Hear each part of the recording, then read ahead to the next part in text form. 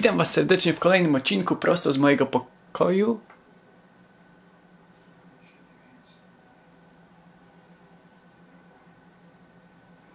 Widzicie to? Tak właśnie światło odbijane od przedmiotów może wpływać na oświetlenie danego przedmiotu przed kamerą. A więc witam was serdecznie jeszcze raz prosto z mojego pokoju. Nienawidzę tu filmować. Mimo że robię co mogę, żeby ładnie się tutaj oświetlić, to naprawdę ten pokój kompletnie nie nadaje się na studio. Szare ściany, brzydkie biurko, małe okno, mało światła. Wieża z pudełek i gratów. Generalnie bardzo mało miejsca. Oraz te brzydkie, żółte, bzyczące światła. Posłuchajcie. Wynajmuję ten pokój w domu jednorodzinnym, ponieważ mieszkania w Los Angeles są strasznie drogie. A to oznacza, że nie mogę wprowadzać tutaj żadnych permanentnych zmian, bo to nie moje. Ale pomyślałem sobie, Piotrze, bądź kreatywny. I stwierdziłem, że skoro mój pokój się kompletnie nie nadaje, to może uda mi się zbudować coś, co chociaż w małej skali pozwoli mi robić jakieś profesjonalne ujęcia. To będzie moje studio. Okej, o wiele lepiej. A więc mój znajomy dał mi ten gramofon za darmo, ponieważ był zepsuty i zamierzał go wyrzucić. W każdym razie ja go naprawiłem i mam teraz normalny, działający gramofon.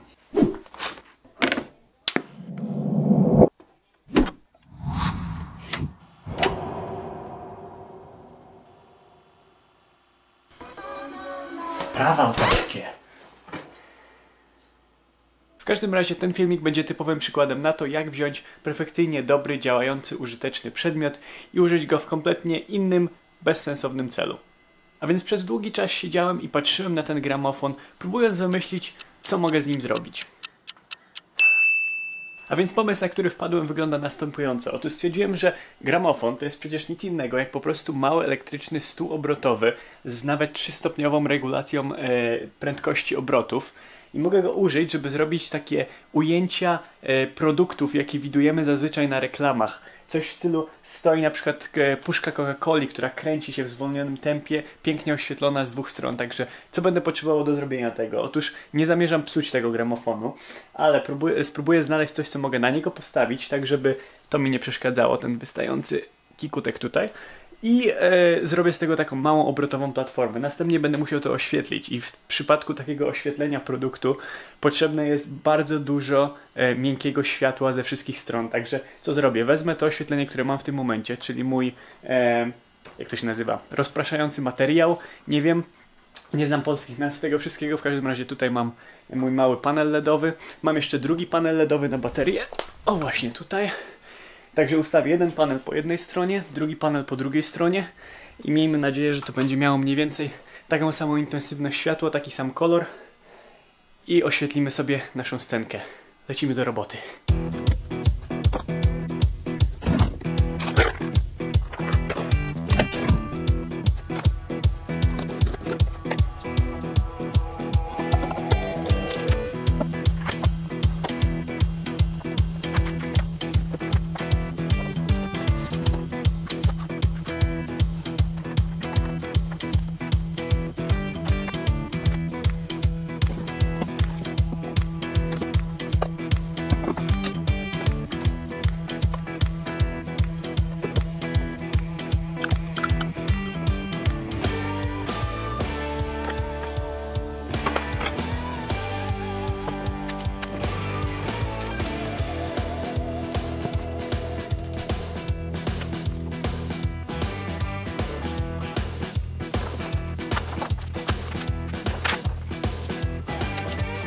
Okej, a więc po tym jak wyłączyłem nagrywanie, dodałem jeszcze tutaj kilka rzeczy, także teraz was oprowadzę po moim całym procesie myślowym i dlaczego to tak wygląda, a nie inaczej. Otóż zacznijmy od tego. Mamy tutaj moją walizkę stojącą na kartonowym pudełku, która trzyma mój panel LEDowy, który następnie rzuca światło na ten oto wielki rozpraszacz światła, na ten dyfuzor i on rozprasza to światło, które pada następnie na naszą rakietę. Następnie tutaj mamy zrobiłem coś w rodzaju softboxa. Tak jak widzieliście, wziąłem moje pudełko po maku, które jest kompletnie białe i do tego nałożyłem moją białą koszulę na to, więc światło, które odbija się od białego pudełka, przechodzi jeszcze przez tą koszulę, która działa jako dyfuzor i również pada na naszą rakietę mocno rozproszone. Wcześniej włożyłem tutaj mój panel LEDowy, ale teraz stwierdziłem, że zmienię zdanie. W środku mamy dwie żarówki 60W LEDowe. W każdym razie żaróweczki za 12 dolców. I mam dwie takie mocne żarówki, które właśnie również robią tu dobrą robotę z tym światłem, natomiast mój panel LEDowy dałem tutaj z tyłu, przykryty jest on zwykłą kartką papieru, która również rozprasza to światło. Kartka musi być z tyłu zawinięta, żeby nie wchodziła w kadr. I teraz zobaczmy, jak to wygląda.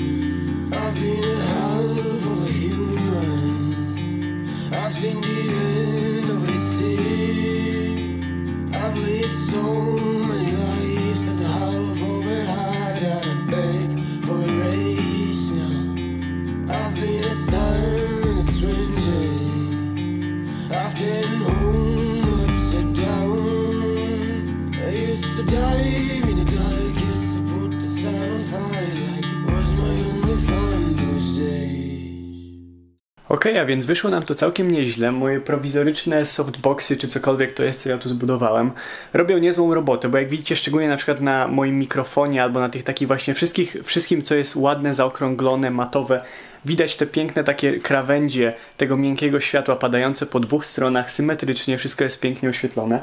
I powiedziałbym ogółem, że na taki ten profesjonalny wygląd, który zawsze każdy chce uzyskać, wpływają dwie rzeczy, dwa najważniejsze czynniki i to jest właśnie oświetlenie oraz ruchy kamery. Jeśli chodzi o oświetlenie, mimo że ja nie mam żadnych profesjonalnych świateł, nawet ten mój panel LEDowy to jest zwykły jakiś chiński zamówiony z AliExpress oraz dwie żarówki, tak jak mówiłem, to jednak ze światłem jest tak, że nie potrzebujesz wielkich lamp filmowych, nie potrzebujesz profesjonalnego oświetlenia, ponieważ takie żarówki naprawdę nie różnią się tak dużo od lamp filmowych. Lampy po prostu filmowe są przystosowane do filmowania, stoje są przystosowane do tego, żeby je stawiać na stojakach, żeby można było zmieniać ich miękkość, zmieniać ich natężenie i tak dalej.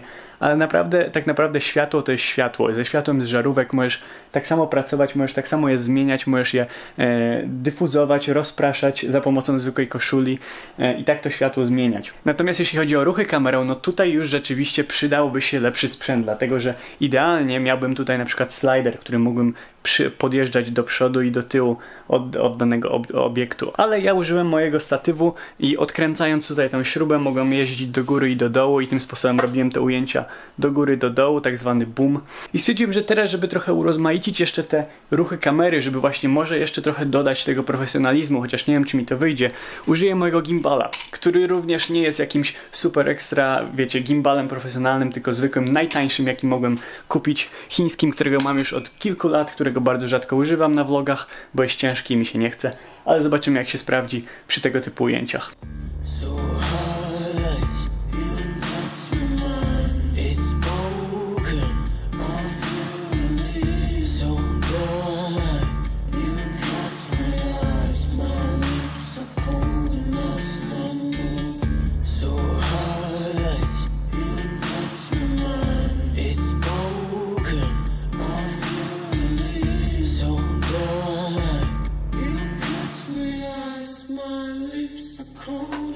Dobra, pobawiliśmy się ruchami kamery, to teraz pobawmy się kolorami.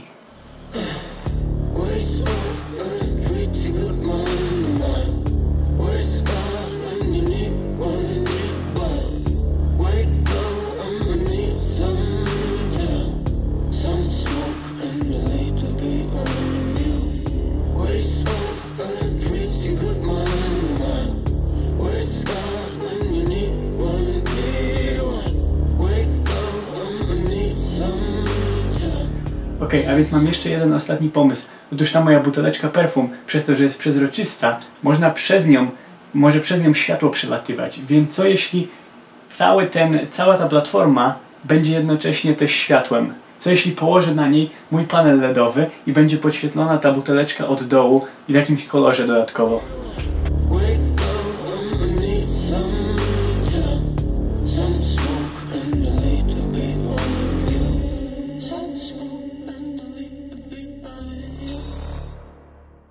Okej, a więc mamy godzinę 1 w nocy, a zacząłem nagrywać to wszystko o godzinie pierwszej po południu chyba, z tego co kojarzę, także już 12 godzin siedzę tylko i wyłącznie nad tym, ale już prawie skończyliśmy, mam jeszcze jeden ostatni pomysł. Otóż chcę sprawić, żeby ta rakieta poleciała w kosmos. A żeby to zrobić, użyjemy techniki green screena oczywiście. Także tak, po pierwsze sprawię, że będzie lewitowała nad tą platformą obrotową. Dzięki temu, tak, to jest słoik masła orzechowego, ale ten słoik ma zakrętkę, która jest niebieska. I ta zakrętka może zastąpić tą zakrętkę, która była czarna. I ponieważ jest niebieska, a nic innego w naszej scenie nie będzie niebieskie, mogę użyć tej zakrętki jako green screena i ją później usunąć w programie do montażu. Ale co zrobię później? Użyję również mojego zielonego ręcznika. Powieszę go na tej ścianie jako tło i użyję jego właśnie jako green screena, żeby dać jakieś tło dla tej rakiety. Zobaczymy, jak to wyjdzie.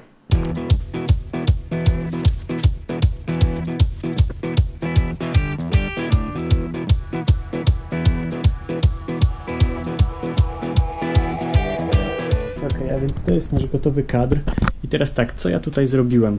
Wziąłem cały tego softboxa, którego stworzyłem tutaj z boku i przekręciłem go tak, żeby świecił prosto na tło, ponieważ przy nagrywaniu green screena najważniejsze jest, żeby green screen był jak najbardziej płaski, jak najbardziej równomiernie oświetlony, tak żeby nie było żadnych cieni na nim, żeby nie było żadnych ciemniejszych albo jaśniejszych części. Tutaj rzeczywiście mam lekki cień po tej stronie, ale nie powinno być to aż tak dużym problemem.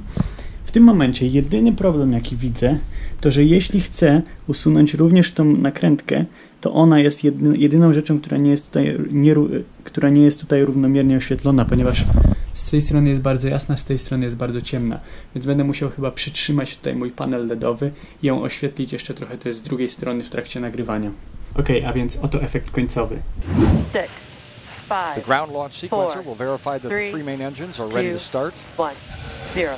Ignition. And the final liftoff of Discovery, a tribute to the dedication, hard work, and pride of America's space shuttle team. The shuttle has cleared the tower.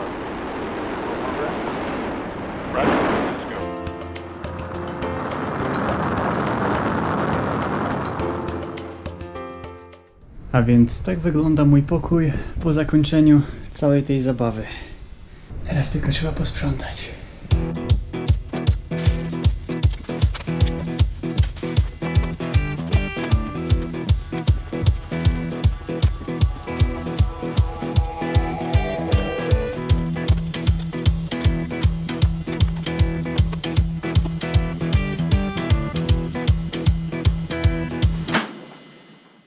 Okej, a więc to by było na tyle. U mnie jest już kolejny dzień, jak widzicie. Tutaj macie trochę kamerowych danych dla filmowych nerdów. Ujęcia produktów nagrywałem z maksymalnie otwartą przysłoną, żeby zachować rozmazane tło, ale oczywiście jej wartość różniła się w zależności od ogniskowej, jakiej używałem. Do tego migawka między 1/200 a 1/400, 60 klatek na sekundę oraz ISO 400. Podsumowując, część ujęć wyszła całkiem nieźle, część wyszła dosyć słabo. Szczerze mówiąc, sam robiłem to dopiero pierwszy raz w życiu, więc przez cały czas wprowadzałem jakieś zmiany, cały czas eksperymentowałem. Największą wadą mojego mini studio było to, że moje czarne tło było o wiele za małe, przez co nie mogłem odsunąć mojego stolika dalej, tak żeby światło na nie nie padało i żeby było bardziej jednolite i czarne. Tak jak mówiłem, tego typu oświetlenie możecie bez problemu odtworzyć w waszym własnym domu. Kluczem jest rozproszenie światła przez odbicie go od jakiejś białej powierzchni, tak jak na przykład to pudełko, albo przepuszczenie go przez jakiś materiał rozpraszający, jak na przykład biała koszula, albo nie wiem, kartka papieru, albo prześcieradło i tak dalej. Źródło światła tak naprawdę nie ma większego znaczenia. Mogą to być żarówki, latarki, lampki biurkowe. Najważniejsze, żeby było to światło białe i żeby było jak najmocniejsze. Na koniec muszę podziękować zespole Slowmo, którego muzykę słyszeliście w tle tego odcinka we wszystkich momentach z moimi ładnymi ujęciami. Slowmo to genialny polski zespół, który nie mam pojęcia dlaczego nie jest jeszcze sławny. Chłopaki napisali do mnie i wysłali mi przedpremierowo ich nowy album, który momentalnie przesłuchałem od deski do deski. Piosenka, którą słyszeliście, jest właśnie z tego nowego albumu, który ma swoją premierę już w lipcu. Tak więc koniecznie obczajcie ich na Spotify'u oraz dajcie suba na ich kanale na YouTubie, żeby tego nowego albumu nie przegapić. Podziękować też muszę Wiktorowi Kotarskiemu, który kompletnie z własnej inicjatywy stworzył tą genialną animację mojego logo i podesłał mi ją na Instagramie. Wiktor ma również swój kanał, na którym tworzy świetne animowane historyjki i zdecydowanie nie dostaje wystarczająco uwagi, także zdecydowanie polecam wam zajrzeć również tam. Ostatnie podziękowania lecą oczywiście prosto do moich patronów, którzy wciąż niesamowicie pomagają mi się tutaj rozwijać. Po wakacjach myślę o wynajęciu swojego własnego mieszkania, które mógłbym przerobić na jakieś mini studio, żebym nie musiał kisić się w tym niefotogenicznym pokoiku. Ale żeby to zrobić, będę musiał przeznaczyć dużą część pieniędzy z Patronite na czynsz za moje mieszkanie. Więc jeśli chcecie pomóc mi przenieść moje filmiki na wyższy poziom, chcecie zobaczyć więcej tego typu filmowych poradników zrobionych w porządnym, przystosowanym do tego miejscu, to koniecznie zostańcie moimi patronami, żeby mi w tym pomóc. Żegnam się z wami i widzimy się w kolejnym odcinku. Pa!